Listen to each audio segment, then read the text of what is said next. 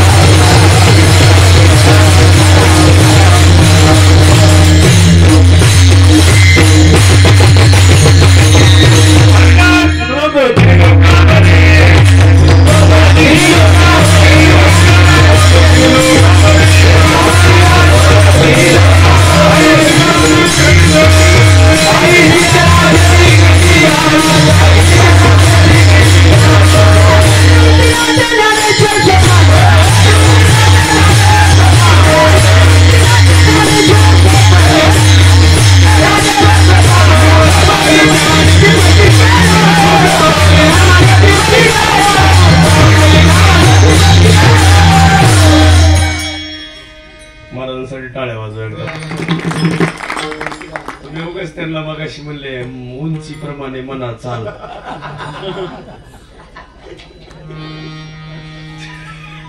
माणूस उंची नासावा का ज्ञान नासावा संत कृपा झाली इमारत बळाली ज्ञानदेव रचिला पाया उभारले देवालया ना माता याचा किंकर देणे केला हा विस्तार जनार्दन एकनाथ खांब दिला भागवत तुका झाला कळस भजन करा सावकास बहिणी प्रकटी ध्वजा निरूपण केले ओझा विढाला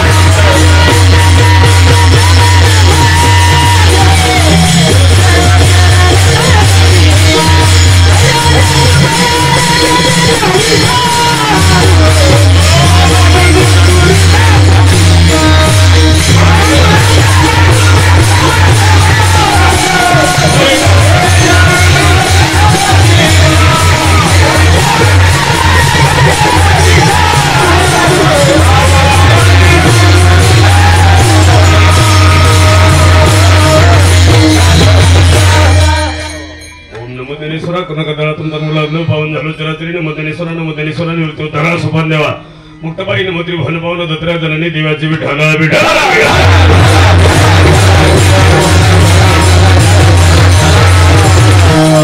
कृपा कुणाची व्हावी संगत कुणाची करावी कृपा व्हावी संतांची आणि संतांची कृपा झाल्यावर हे फळ मिळतं कधी कधी पहा तुम्ही आता हे अभंग खरं तर ही तर घ्यायचाच नसतो हा अभंग शरीरासाठी महत्वाचा आहे विठाला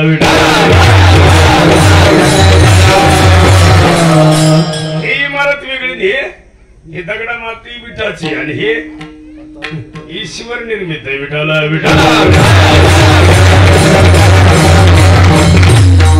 किती मोठा बंगला बांधला आणि घरात माणसं चांगले नसल्यावर करायचं काय घरात माणसं आहे बघा 2.5 लाख रुपयाचं बेड आहे पण झोप नाही आता झोप नाही बेडचा दोष आहे का माणसाचा 10 लाख रुपये खर्च केलाय एकच असं ते बेडरूम बनवलंय की झोपल्यावर सूर्य दिसतंय झोपल्यावर चंद्र दिसतंय चंद्र दिवसा दिसतंय सूर्य रात्री दिसतंय एवढं सगळं केलंय उलट झालं का नाही हे सुद्धा सत्य रात्री सूर्य दिसतंय असंही आहे तुम्हाला भासच होणार सूर्याचा एक तसंच दिसणार एवढं सगळं आहे पण त्या घराकडेच जा वाटत नाही का दोष घराचा नाही माणसांचा आहे आता ज्यांची मुलं मला वाटतं 5 मुले भाऊ 5 आणि मुलांचे नाव आहेत भावांची हा भावांचे नाव विठाला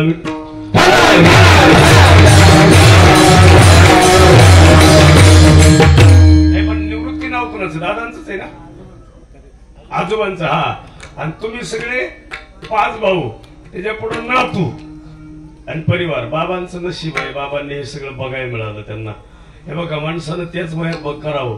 आता काही वेळेस काय होईल माहिती का साहेब, आता आमच्याकडे सुद्धा असं काही माणसं दाश आहेत. आता बघा तुम्ही सुंदर गोड पकवान जायचे ते लेकरू किती खास आहे. वय किती आता 20 आहे. आता लग्नाचं वय आहे का नाही?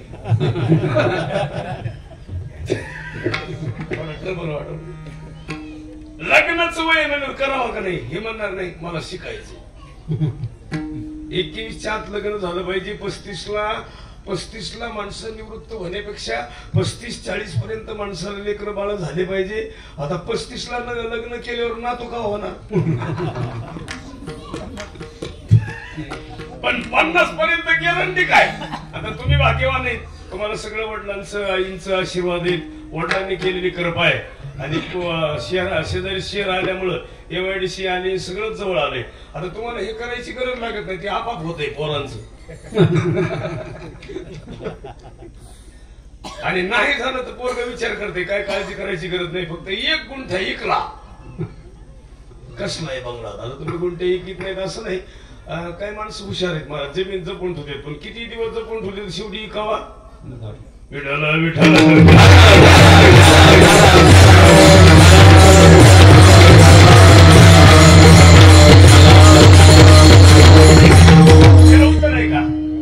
कसा असावा, जनक राजांसारखा असावा, मामा कोणासारखा असावा, हंबीराव मोहिते पाटलांसारखा. तू ते स्टँड माग घे, तुला ओढतील. अरे काय होतं माहितीये का, आता ते सध्या असं झालंय. माझं सुद्धा भाग्य की तुमच्याकडे हे सगळ्या गोष्टी मला बघायला मिळतात. महिला मंडळ खरं सांगा, घरामध्ये घर पण असावा का नुसतं घरच असावा? घर पण असावा. आजी सांगा बरं, सून बघा बोलू नये तर सुनांना सांगतो बरं का. आमच्याकडे त्या दिवशी सून वारली, तिला ब्रेन ट्युमर झाला होता, वाढली बिचारी. ब्रेन ट्युमरनं माणूस जगत नाही, पण ते ऑपरेशन करूनही वारली. आम्हाला त्याचं विशेष म्हणजे ते दुःख तर आहेच, पण ती सून वारल्याच्या नंतर सासून दगडावर डोकं असं आपटून हे इथं फुटलं डोकं. सासरा तशाच पद्धतीने रडत होता, जावा रडत होत्या, सगळं घर रडत होतं. मी विचारलं हे सगळं रडणारे आई बाप आहेत का? नाही म्हणले सासू सासरे. कुणी रडतं का एवढं? आपण गेल्यावर सासरा रडावा, सासू रडावी, असं वागणं आपलं पाहिजे. आणि ज्यावेळेस आपण असं वागू ना, ती खरी श्रीमंती. तुमच्या मरणानंतर सगळ्यांच्या डोळ्यात पाणी येणं. आता अजूनही छत्रपतींच्या घरामध्ये प्रत्येकाचं नाव निघतं, याचं कारण कळलं का? मानस हे एकदाच आले. मी त्या दिवशी सांगितलं ना. आता महिला मंडळ सांगा, आपल्याकडे बाळातपणा कुठं जात्यात? माहेरात. आता तर माहेरात बी नाही, आता दवाखानाच आहे माहेर. हा, आणि आऊसाहेब बाळातपणा कुठे गेले? छत्रपती शिवाजी महाराजांच्या टायमाला आणि शिवनेरी किल्ला पुणे जिल्ह्यात आहे. मग त्यांचं माहेर पुणे जिल्ह्यात कुठे? त्यांचं माहेर बुलढाणा जिल्ह्यात आहे, की ज्या जिल्ह्यामध्ये आऊसाहेब गेल्याच नाही. पण न जाता मुलगाच गडावर जन्माला घातला. आणि म्हणून तर गाणं आलंय. ते आता गाणं तुम्ही म्हणायचं नाही, म्हणता एक दिनाचा इथे जन्मला शिवने